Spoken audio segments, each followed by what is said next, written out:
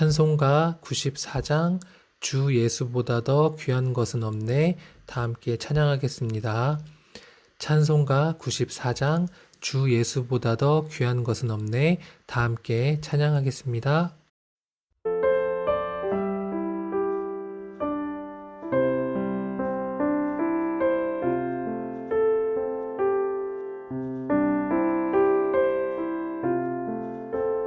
주 예수보다 더 귀한 것은 없네.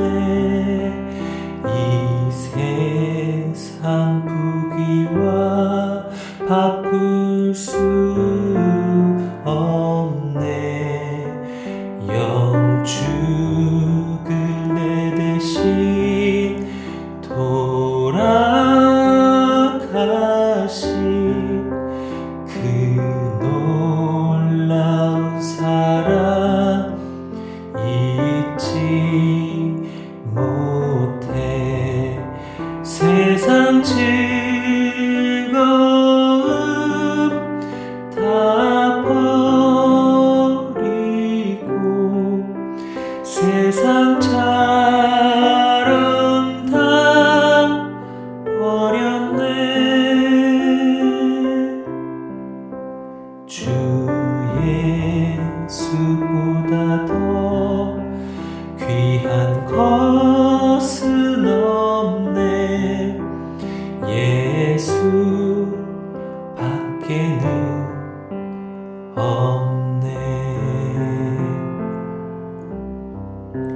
주 예수보다 더 귀한 것은 없네.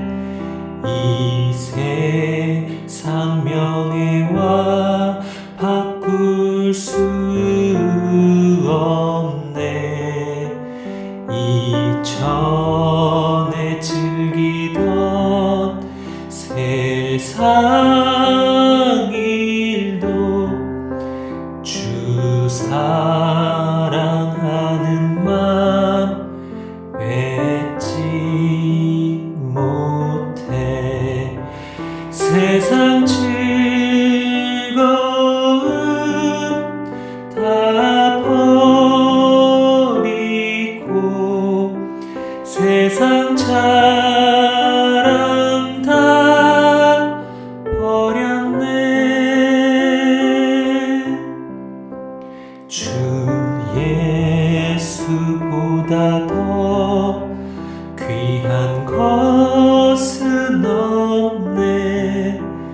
예수 밖에는 없네. 주 예수보다 더 귀한 것은 없네. 이 세상 행복과 바꿀 수 없네. 유혹과 핍박이 몰려와도 주 섬기는 내 맘 변치 못해. 세상 즐거움 다 버리고 세상 자랑 다 버렸네.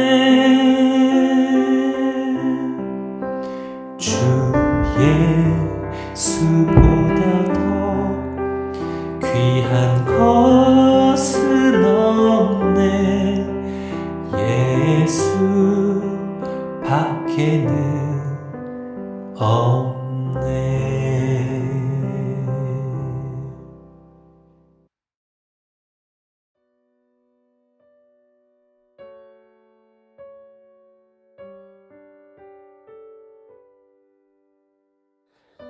함께 기도하시죠. 하나님 감사합니다. 오늘도 목요일 아침을 허락하시고 주 안에서 은혜를 사모하며 말씀을 받는 그런 귀한 새벽 기도회의 시간을 허락하여 주시니 감사합니다. 영적 권세를 얻는 시간이 되게 하여 주시며 말씀의 은혜를 받는 시간이 되게 하여 주시고 그 말씀 안에서 주님을 만나 예배하는 감격이 우리 가운데 가득한 시간 되게 하여 주시기를 원합니다. 하나님, 주님 보시기에 순수한 사람이기를 원하나 하나님 순진함에서 그치는 것이 아니라 순전함으로 나아갈 수 있는 믿음을, 지혜를, 분별력을, 사랑을 그 주님의 마음을 우리에게 부어주시기를 원합니다. 사사기를 살펴보면서 또 우리의 마음을 잘 점검할 수 있는 복된 은혜의 시간들이 되게 하여 주시고 이 말씀을 들은 후에 말씀을 비추어 나의 삶을 바르게 살아드릴 수 있는 거룩한 한 날이 되게 하여 주옵소서. 감사합니다. 찬송합니다. 우리 주 예수님의 이름으로 기도하옵나이다. 아멘. 같이 암송하실 말씀은 빌립보서 2장 7절의 말씀입니다. 빌립보서 2장 7절 우리 같이 읽고 암송합니다. 오히려 자기를 비워 종의 형체를 가지사 사람들과 같이 되셨고. 빌립보서 2장 7절 말씀. 아멘. 오늘 우리에게 주시는 하나님의 말씀은 사사기 14장 1절에서 9절의 말씀입니다. 사사기 14장 1절에서 9절 말씀. 우리 같이 화면을 보시면서 또 말씀을 보시면서 한 절씩 교독합니다. 삼손이 딥나에 내려가서 거기서 블레셋 사람의 딸들 중에서 한 여자를 보고 올라와서 자기 부모에게 말하여 이르되 내가 딥나에서 블레셋 사람의 딸들 중에서 한 여자를 보았사오니 이제 그를 맞이하여 내 아내로 삼게 하소서 하매 그의 부모가 그에게 이르되 내 형제들의 딸들 중에나 내 백성 중에 어찌 여자가 없어서 내가 할례받지 아니한 블레셋 사람에게 가서 아내를 맞으려 하느냐 하니 삼손이 그의 아버지에게 이르되 내가 그 여자를 좋아하오니 나를 위하여 그 여자를 데려오소서 하니라. 그때에 블레셋 사람이 이스라엘을 다스린 까닭에 삼손이 틈을 타서 블레셋 사람을 치려 함이었으나 그의 부모는 이 일이 여호와께로부터 나온 것인 줄은 알지 못하였더라. 삼손이 그의 부모와 함께 딥나에 내려가 딥나의 포도원에 이른즉 젊은 사자가 그를 보고 소리 지르는지라. 여호와의 영이 삼손에게 강하게 임하니 그가 손에 아무것도 없이 그 사자를 염소 새끼를 찢는 것 같이 찢었으나 그는 자기가 행한 일을 부모에게 알리지 아니하였더라. 그가 내려가서 그 여자와 말하니 그 여자가 삼손의 눈에 들었더라. 얼마 후에 삼손이 그 여자를 맞이하려고 다시 가다가 돌이켜 그 사자의 죽음을 본즉 그 사자의 몸에 벌떼와 꿀이 있는지라. 손으로 그 꿀을 떠서 걸어가며 먹고 그의 부모에게 이르러 그들에게 그것을 들여서 먹게 하였으나 그 꿀을 사자의 몸에서 떠왔다고는 알리지 아니하였더라. 아멘. 순진과 순전의 차이를 아십니까? 라는 제목으로 오늘부터 3일간 하나님 말씀을 전하겠습니다. 순진과 순전의 차이를 아십니까?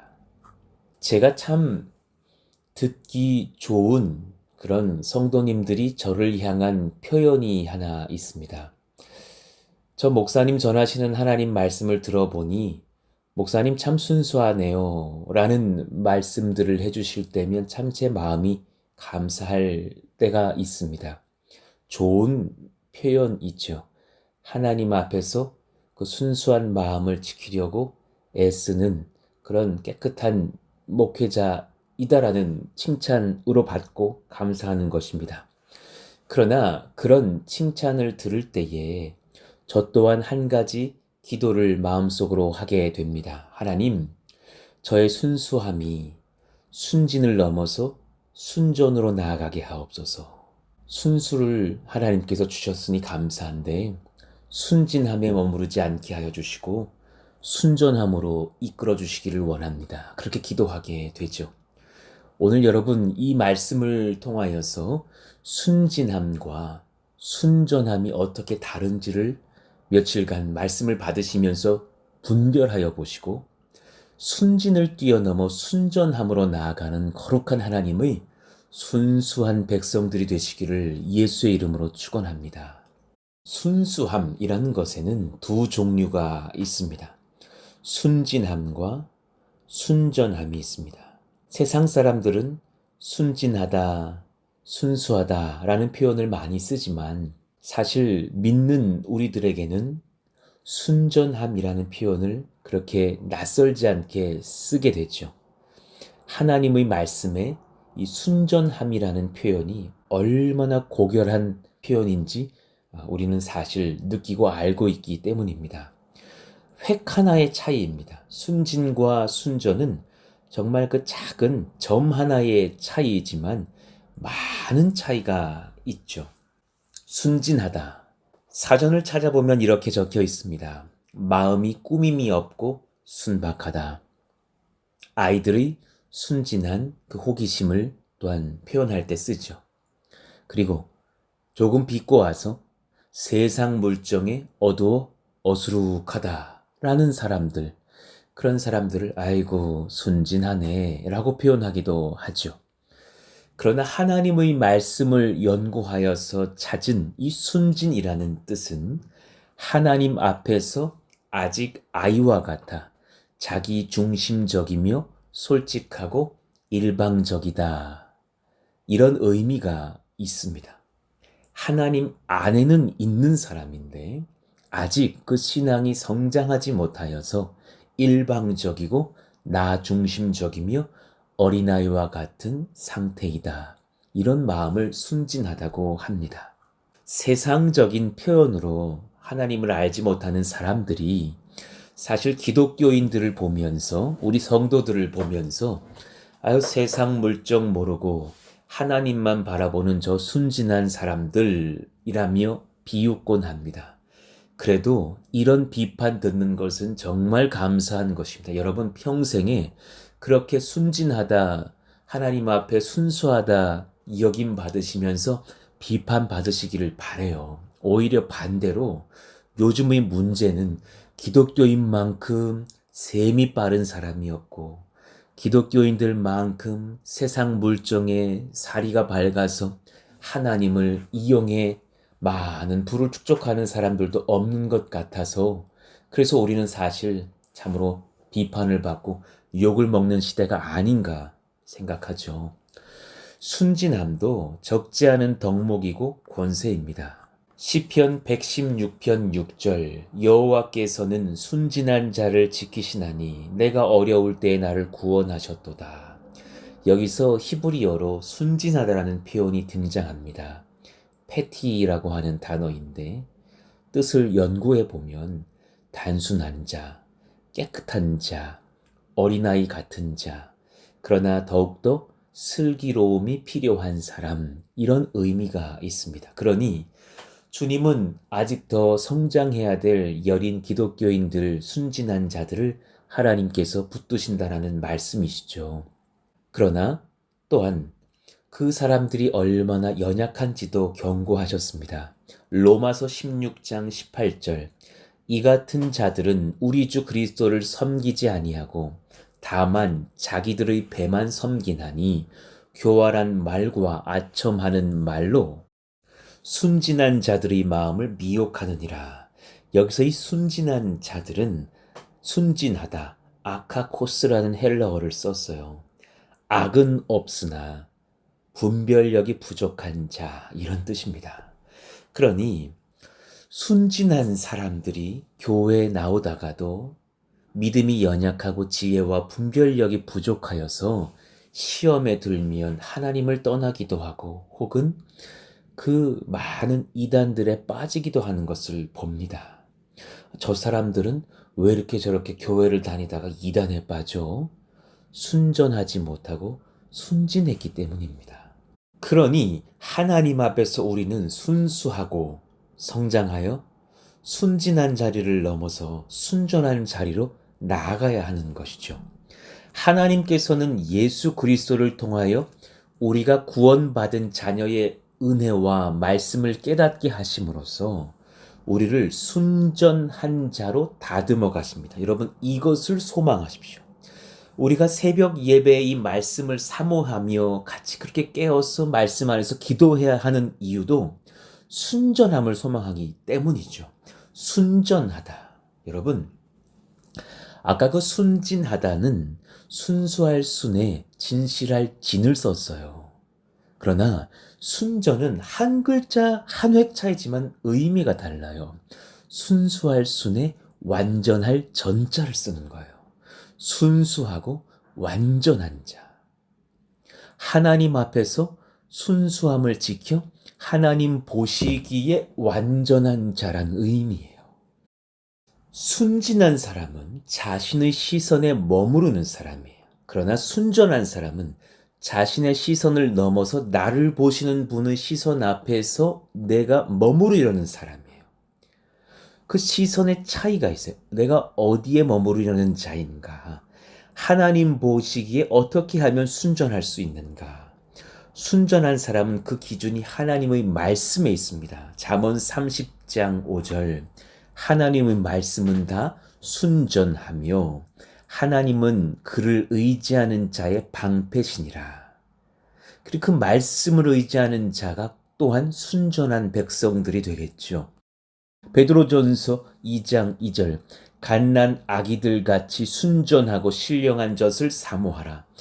이는 그로 말미암아 너희로 구원에 이르도록 자라게 하려 함이라 하면서 갓난 아이들 같이 순수나 순진이라고 말하지 않으셨어요. 왜냐하면 갓난 아이들은 엄마의 젖을 사모하는 것처럼 너희들이 하나님의 말씀을 나의 귀한 음식처럼 여기며 그렇게 날마다 사모하는 자들이라면 그들은 순수와 순진을 넘어서 순전한 어린아이와 같은 자들이 될 것이다 말하시는 거죠.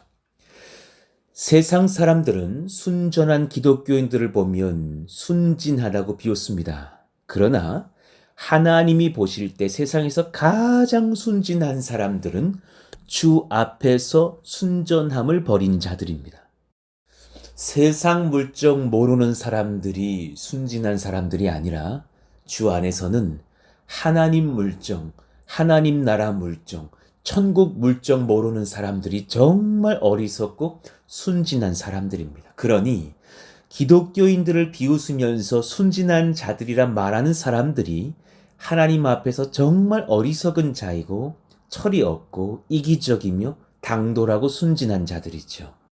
주님 앞에서 순진한 사람이라면 하나님의 말씀 안에서 은혜를 받아 순전한 심령이 되시기를 축복합니다. 정말 그것을 소망하십시오. 로마서 1장 21절부터 23절의 말씀처럼요. 하나님을 알되 하나님을 영어롭게도 아니하며 감사하지도 아니하고 오히려 그 생각이 허망하여지며 미련한 마음이 어두워졌나니 스스로 지혜 있다 하나 어리석게 되어 썩어지지 아니하는 하나님의 영광을 썩어질 사람과 새와 짐승과 기어다니는 동물 모양의 우상으로 바꾸었느니라.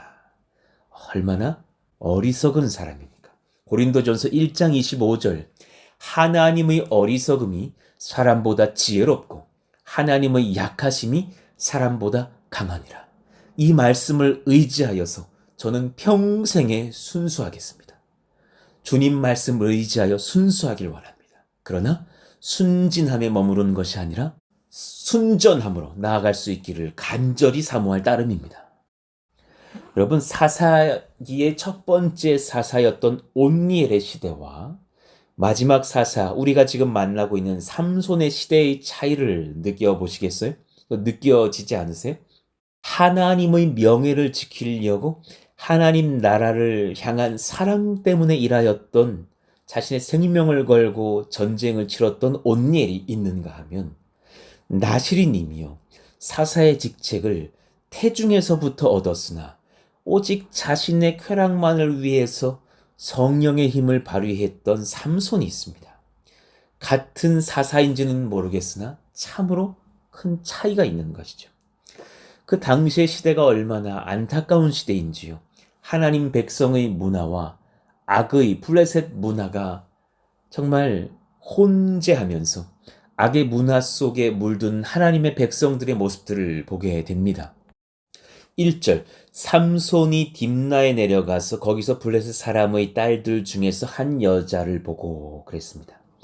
딥나는 이스라엘 땅입니다. 그곳에서 블레셋 여인을 만났다는 것은 이제 그들이 함께 어울리는 땅이 되었음을 의미합니다. 블레셋이 이스라엘 땅에 쳐들어와서 공격하고 다시 물러가면 그렇게 힘겹게 살아가던 이전 사사들의 시대와는 달라져 있습니다. 그저 이스라엘 땅이 블레셋 땅이고 블레셋 땅이 이스라엘 땅인 것 같고 그들의 문화가 나의 문화고 나의 문화가 그들의 문화와 다른 것이 무엇인지 잘 알지 못하는 큰 박해도 없고 그저 블레셋 속국이 되어서 순응하며 사는 이스라엘 사람들의 문화를 보게 됩니다. 여러분, 이런 기독교, 이런 교회, 이런 성도 되지 않으려고 우리는 깨어 계셔야 됩니다. 한순간에 이렇게 될 수 있습니다. 여러분, 세상을 살아가시면서 박해가 조금도 없으셔요? 두려워하셔야 돼요. 어쩌면 그런 삼손 시대의 이스라엘 문화처럼 우리가 그렇게 악한 영의 문화에 속국이 되어 살아가고 있는 무능한 기독교인 되지 않으려고 우리는 깨어 있어야 하는 것입니다.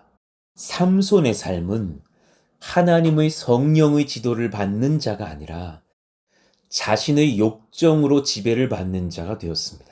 섹스와 폭력과 죽음과 권력이 강하게 결합된 욕정의 사사. 어쩌면 요즘 흥행하는 영화에 들어갈 법한 어떤 자극적인 요소들이 다 들어가 있는 인생을 살았어요. 아주 19금의 영화에나 등장할 것 같은 살인도 많고 음란도 많고 죽음과 권력과 투쟁과 질투와 복수로 살았던 사사예요. 성령이 그를 지도하려 하시나 삼손은 사실 그의 인생을 요즘이 어떤 그런 진단적인 판단으로 보건대 성중독자, 정서적으로 미숙한 자, 이기적인 자이기 때문에 그를 컨트롤하시기가 참 어려우셨을 거예요. 하나님의 성령께서 그의 분노와 교만과 이기적인 성격을 통하셔서 그래서 일하셔요. 너무나 안타까운 일이죠. 정상적인 사사로서의 마음이 아닌지라 그의 분노와 교만과 이기적인 성격을 통하여서 일하시는 안타까운 하나님의 역사를 봅니다. 그는 하나님과 자신의 백성들을 위해 하나님을 찾지 않았습니다. 자신을 위해서 모든 것을 합니다. 사사다운 간구는 그의 인생 마지막 때에 한 번 있었습니다.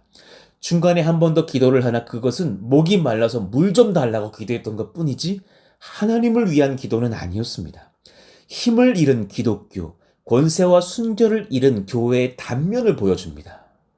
이 말씀을 보면서 아유 저런 사사가 다 있었어 하시는 것이 아니라 나를 돌아보셔야 됩니다. 내 안에 삼손이 꿈틀거립니다. 한순간에 무너질 수 있습니다. 이런 목회자들과 이런 교회 소식을 들을 때마다 정말 가슴이 아픕니다. 저 사람들이 허무맹랑하구나. 순진하다 자빠졌구나. 순전함이 없었구나. 하나님을 믿는다고 하지만 아직 어린아이와 같이 이기적이고 순진하구나. 여러분, 천국 물정 모르는 순진한 사람들의 특징이 뭔 줄 아십니까? 말씀, 성령, 순종, 성숙, 예수 그리스도. 이런 단어들이 그들에게서 거리가 있습니다. 자신의 욕망 중심적입니다. 욕심, 욕정에 사로잡힌 사람입니다. 진실한 회심이 필요합니다. 그들은 돈을 위해서, 돈을 더 많이 벌기 위해서 기독교를 이용할 줄도 압니다. 그래서 목회자에게 갖은 기도를 부탁하기도 합니다. 좀 더 벌게 해주십시오. 좀 더 나은 인생이 되기를 원하니 목사님 더 기도해 주십시오. 그러나 그것 안에 순진함은 있으나 순전히 보이지 않을 때가 얼마나 많은지요. 2절 봅시다. 올라와서 자기 부모에게 말하여 이르되 내가 딥나에서 블레셋 사람의 딸들 중에서 한 여자를 보았사오니 이제 그를 맞이하여 내 아내로 삼게 하소서 하매 그의 부모가 그에게 이르되 내 형제들의 딸들 중에나 내 백성 중에 어찌 여자가 없어서 네가 할례 받지 아니한 블레셋 사람에게 가서 아내를 맞으려 하느냐 하니 부모가 돌려 말하지만 정직하게 말하여서 하나님의 나실인으로 구별된 자가 이 민족의 사사로 쓰임받는 자가 어떻게 하나님 믿는 여인을 만나지 아니하려 하느냐 이 말을 하는 것이죠. 그러나 삼손이 당돌하게 3절에서 뭐라 말합니까? 삼손이 그의 아버지에게 이르되 내가 그 여자를 좋아하오니 나를 위하여 그 여자를 데려오소서 하니라. 이 문장을 히브리어의 표현대로 제가 다시금 바꿔드릴게요. 삼손이 그의 아버지에게 이르되 그 여자가 내가 볼 때 옳으니 나만 위하여 그 여자를 데려오소서 하니라. 이렇게 원어는 적혀 있어요. 그 여자가 내가 볼 때 옳으니 나를 위하여 나만 위하여 그 여자를 데려오소서. 이 얼마나 안타까운 고백입니까? 한 나라의 하나님 백성들을 위한 사사가 이 지경이니 하나님께서 얼마나 그 마음이 안타까우셨을까. 그래서 그 안타까운 마음을 하나님은 그 다음 절인 4절에 기록해 놓으셨어요. 우리 4절 한번 같이 읽을까요? 그때의 블레셋 사람이 이스라엘을 다스린 까닭에 삼손이 틈을 타서 블레셋 사람을 치려 함이었으나 그의 부모는 이 일이 여호와께로부터 나온 것인 줄은 알지 못하였더라. 참으로 가슴 아픈 하나님의 말씀이에요. 이스라엘과 그를 지도할 사사 삼손에게 도대체 순전함이 없으므로 그의 유아적이고 순진하며 이기적인 욕망을 사용하셔서라도 하나님의 역사를 일으키려 하셨다라는 말씀이에요.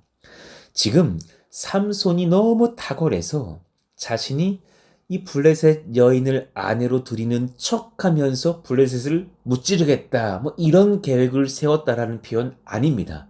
성경 어디를 연구해도 삼손이 그런 배려와 전략을 세웠다라는 어떤 의미적 표현들은 찾아볼 수가 없습니다. 그는 철저히 욕망 중심적이었습니다. 삼손이 탁월하여서 쓰시는 것이 아니라 자신의 언약을 이행하시려고 삼손을 사사로 들었을 수밖에 없으셨던 하나님의 안타까운 사역과 역사인 것을 보게 되죠.